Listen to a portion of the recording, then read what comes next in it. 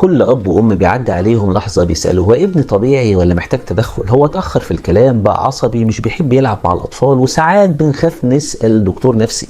لكن الحقيقه ان التدخل المبكر هو اقوى وسيله نساعد بيها اولادنا. في الحلقه دي هنتكلم عن علامات الانذار اللي لما نشوفها نبطل نقول لا ده هيكبر ويتعدل، نبدا ساعتها نطلب المساعده.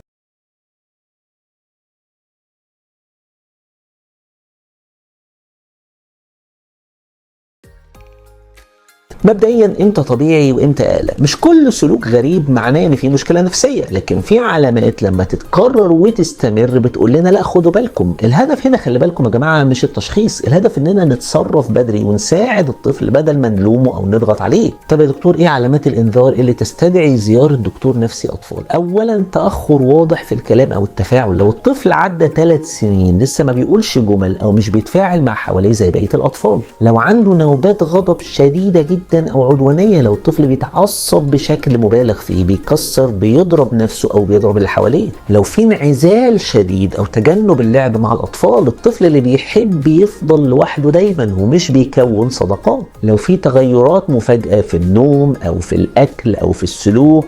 طفل كان طبيعي وفجأة بقى يرفض ينام أو يرفض ياكل أو بيعيط من غير سبب واضح. لو طفل عنده سلوكيات متكررة غريبة زي هز الجسم بشكل مستمر، ترديد الكلام، تعلق مفرط بشيء معين. لو طفل عنده صعوبات في التركيز والانتباه بشكل مؤثر، مش بيتابع أي نشاط، بيتنقل من لعبة للتانية كل ثانيتين، ما بيفهمش التعليمات والكلام ده ثابت في البيت، في المدرسة، في النادي. أي تصرف في أذى للنفس أو كلام عن الموت حتى لو الطفل قالها من غير ما يقصد، دي دايما علامه تستدعي تقييم فوري. طب يا دكتور اروح لمين لو لاحظت حاجه من الحاجات دي؟ مش شرط تروح لطبيب نفسي على طول، ممكن نبدا بتقييم عند اخصائي تخاطب لو الموضوع فيه تاخر في الكلام، اخصائي تعديل سلوك او اخصائي نفسي للاطفال لو المشكله سلوكيه، طبيب اطفال لو حاسين ان في خلل عام في النمو. المهم اننا نطلب المساعده من اهل الاختصاص مش من تعليقات الناس اللي حوالينا. مش عيب ابدا ان ابنك يكون محتاج دعم، العيب اننا نسيبه يعاني لوحده ونقول هيفهم لما يكبر.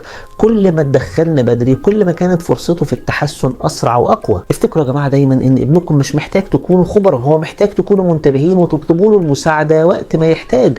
وهسيب لكم ان شاء الله في الوصف بتاع الحلقه بعض المصادر المهمة جدا لحلقات تانية هتنفعكم في بعض الأسئلة اللي اتكلمنا عليها النهاردة، زي امتى اروح لأخصائي تخاطب، ايه الفرق بين أخصائي التخاطب وأخصائي تعديل السلوك، وأنواع تأخر الكلام عند الأطفال. أنا دكتور يوسف ودي قناة دكتور كيدز، أشوفكم على خير.